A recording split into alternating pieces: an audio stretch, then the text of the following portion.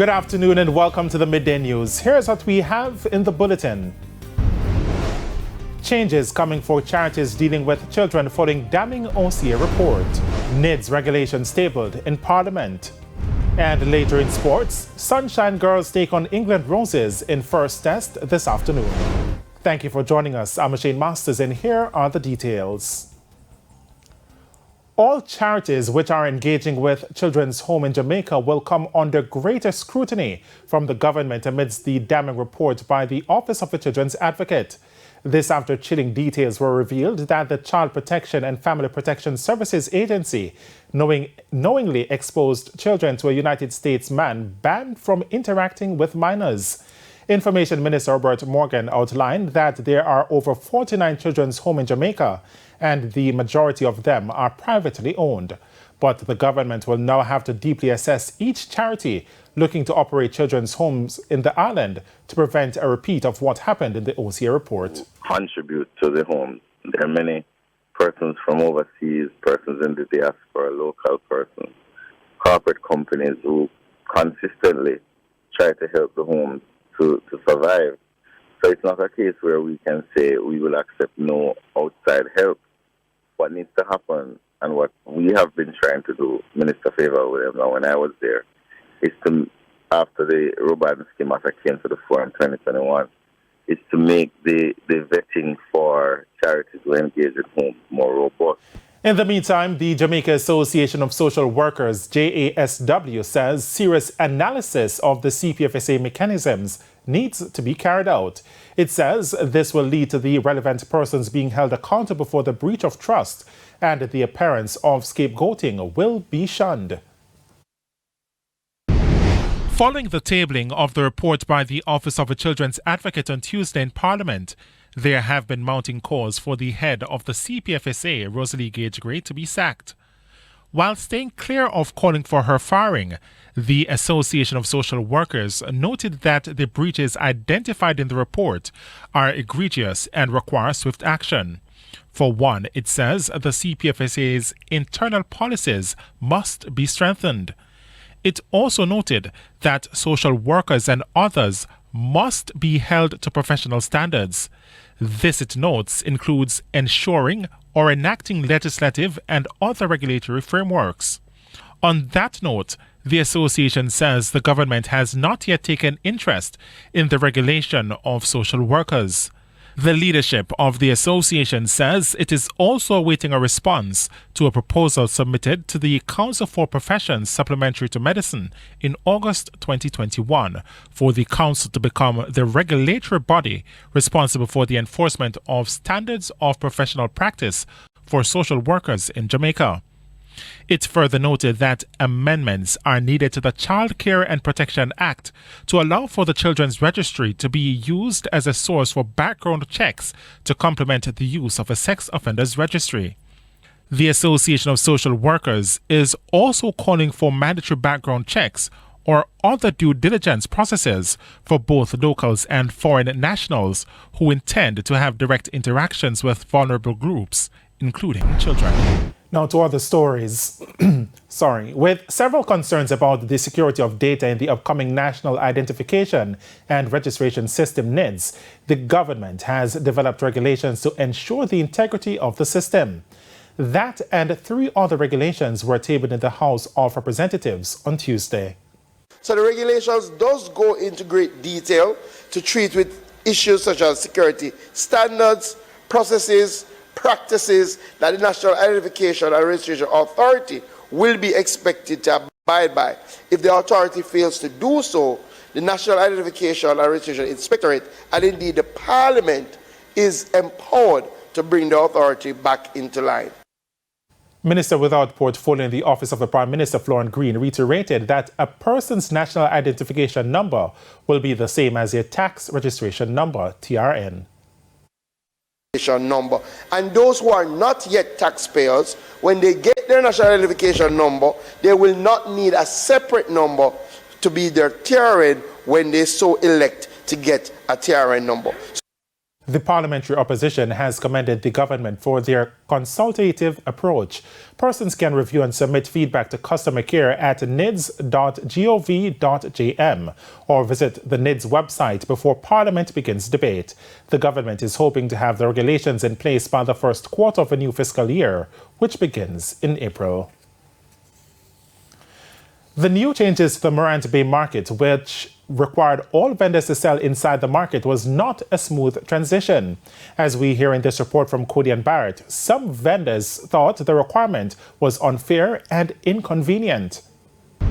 As of Tuesday, this notice was posted up in Morant Bay. Absolutely no vending in designated no vending areas. Vendors who fail to comply, their goods are liable to be seized. Our news team also observed the sidewalks being freshly painted yellow, marking the area a no parking zone. But as the mayor of Morant Bay, Hubert Williams, patrolled the streets, he was met with resistance. Well, regardless where you want to, or where you want to save today, I give enough time the whole December. The sidewalks have to leave clear for a pedestrian to walk, and I can't make the people walk in the road. The disabled also in a provide a place for the disabled. I'm going to fight for them. For the most part, there was an 80% compliance rate, but for the remaining 20%. You can't go into Jamaica style, you have to come to us at the office. Start by front, there's an stall where the petrol sell me and give me some paper, start to pay me now because I use already. And she want me to pay for it same way. I'm cooperating. I said I will stay in the market during the week, but on weekends, isn't that fair? Isn't that fair? On the weekend, we get a bus to see outside.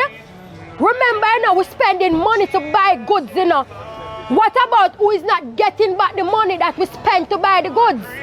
Everybody cannot all inside the market. It's going to cost a fuss. While spacing was cited as the major concern among the vendors, one vendor revealed the real issue was selfishness. The market can hold everybody in there.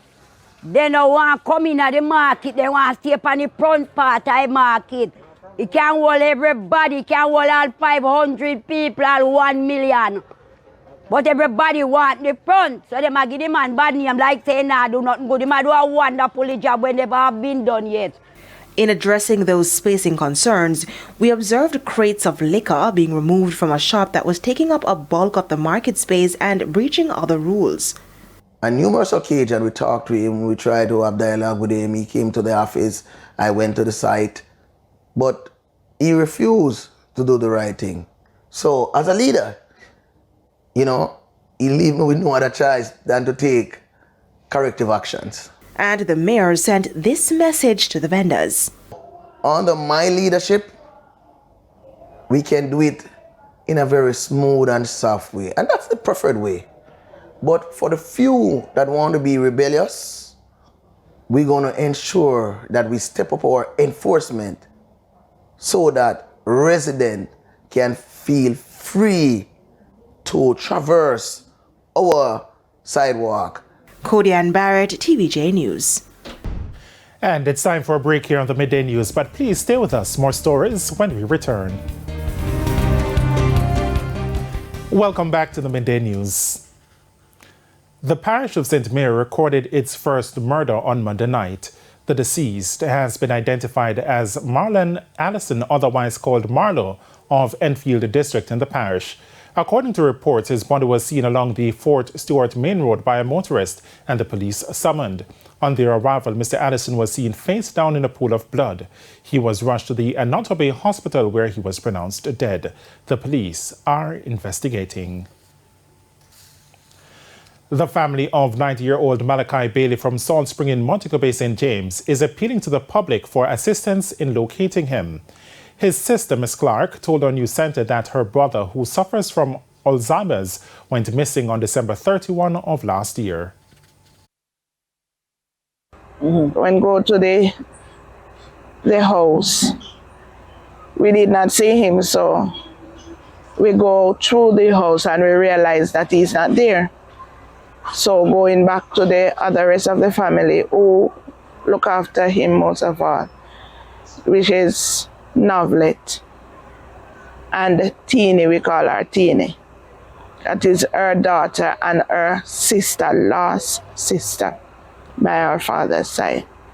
and they say that they can't find him either. Ms. Clark says efforts to find her brother at places he frequently visited were made, but to no avail.